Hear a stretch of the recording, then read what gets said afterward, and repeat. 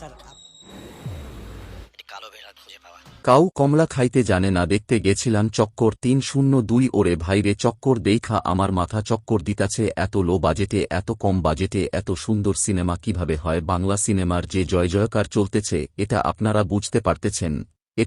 বুঝতে পারতেছেন সাকিব ভাইয়ের বরবাদ পুরা টোটালি বরবাদ করে দিছে কি সিনেমারে ভাই নিশু ভাইয়ের দাগি পুরা মনের দাগ কাইটা গেছে সিয়ামের জঙ্গলি পুরা টোটালি আওলা জাওলা তারপর হলো চক্কর সিনেমাম্যান এত সুন্দর সিনেমা কি করে হয় বাংলা সিনেমার যে পরিবর্তন এটা আসলে ভাষায় প্রকাশ করা যায় না ভাই চক্কর সিনেমাটা হচ্ছে একটা অনুদানের সিনেমা বাংলা সিনেমা ইতিহাসে এয়াবৎকালে যতগুলা হচ্ছে অনুদানের সিনেমা আসছে অনুদানের সিনেমা তার মধ্যে আমি বলবো যে চক্কর বেস্ট চক্কর দেখায় দিচ্ছে যে অনুদানের টাকা দিয়ে কত সুন্দর সিনেমা বানানো যায় এখানে মোশারেফ করিম ভাইয়ের টিম মোশারেফ করিম ভাই তো গুরুর কথা তো আর বইলা লাভ নাই দুর্দান্ত অ্যাক্টিং এত সুন্দর গল্প মানে গল্পের টুইস্টের পরে টুইস্ট এত সুন্দর সিনেমাটোগ্রাফি মানে এই বাজেটের মধ্যে এত সুন্দর সিনেমাটোগ্রাফি এটা আসলে কল্পনার বাহিরে আমরা মূলত জানি যে অনুদানের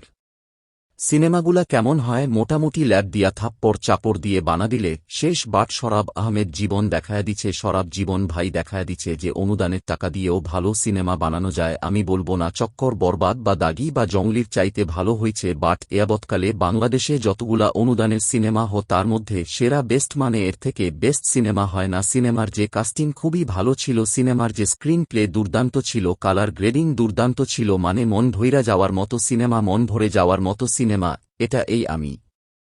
বলব চক্কর সিনেমাটা যদি মানে এই বরবাতের একটা জোয়ার চলতেছে দাগির জোয়ার চলতেছে আমি বলব চক্কর আর জঙ্গলি এই দুইটা যদি এই বরবাদ আর দাগির টাইমে না ছাড়ত তাহলে দুইটা সিনেমা ব্লকবাস্টার হিট হইত যেটা সত্যি কথা যেটা মানে অনেস্টলি যেটা রিভিউ আমি দিচ্ছি এইটাই এত সুন্দর সিনেমা এত সুন্দর গল্প এত সুন্দর প্রত্যেকটা আর্টিস্টের প্রত্যেকটা ক্যারেক্টারের এত সুন্দর অ্যাক্টিং এত সুন্দর করে ফুটিয়ে তুলছে আর চক্কর গল্পটা মূলত হচ্ছে বাস্তববাদী গল্প মানে এটা আমাদের দৈনন্দিন জীবনে ঘটে আমি গল্প বলবো নাকি গল্প কেমন গল্প বাট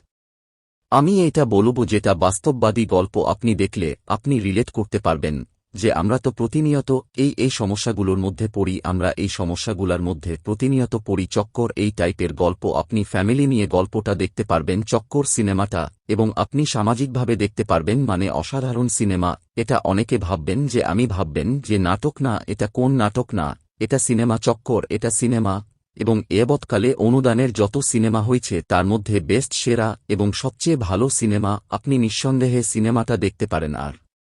মোশারেফ করিম ভাই আপনি আমার গুরু অলওয়েজ স্যালুট এবং আপনার অ্যাক্টিং এর মানে ছোটবেলা থেকে আপনার যখন অ্যাক্টিং দেখি অ্যাক্টিং এর প্রতি আমার একটা আমি পাগল এবং আজকে চক্কর দেখলাম চক্কর দেখার পর আপনার অ্যাক্টিং দেখে আমার আরও মাথা চক্কর মারছে কিভাবে পসিবল একটা মানুষ এত ভালো অভিনয় কিভাবে করে এত সুন্দর অভিনয় মানে মনে হইতেছে যে মোশাররফ করিম ভাইয়ের লাইফে রিয়েলিস্টিক একটা গল্প মনে হতেছে যে উনি মানে আমার সামনে দাঁড়া কথাগুলা বলতেছে মানে আমার সামনে দাঁড়া অভিনয়গুলো করতেছে এত সুন্দর অভিনয় করছে এবং প্রত্যেকটা কাস্টিং ভালো ছিল একটা নতুন ছেলে মোশাররফ করিম ভাইয়ের সাথে থাকে ওই ছেলেটার নামটা জানি কি আমি ভুলে গেছি ৭০০ না জানলে কি নাম ভালো অ্যাক্টিং করছে দুর্দান্ত করছে এবং প্রত্যেকটা বেশিরভাগ ক্যারেক্টারগুলো নতুন এবং পুরাতন আছে কয়েকজন তারাও তো অসাধারণ কাজ করছে অসাধারণ অ্যাক্টিং করছে চক্কর বেস্ট আপনারা চক্কর দেখতে যাবেন বাংলা সিনেমা দেখতে যাবেন আপনারা বরবাদ দেখতে যাবেন আপনারা দাগি দেখতে যাবেন জঙ্গলি দেখতে যাবেন চক্কর দেখতে যাবেন ইনশাল্লাহ পরবর্তী রিভিউ নিয়ে আসব হচ্ছে জিন 3 নাকি দেখি জিন নিয়ে কি রিভিউ দিতে পারি তো সবাই আমার চ্যানেলটাকে সাবস্ক্রাইব করে রাখবেন এরকম সুন্দর সুন্দর রিভিউ পাওয়ার জন্য সবাই ভালো থাকবেন সুস্থ থাকবেন আল্লাহ হাফেজ আসসালামু আলাইকুম।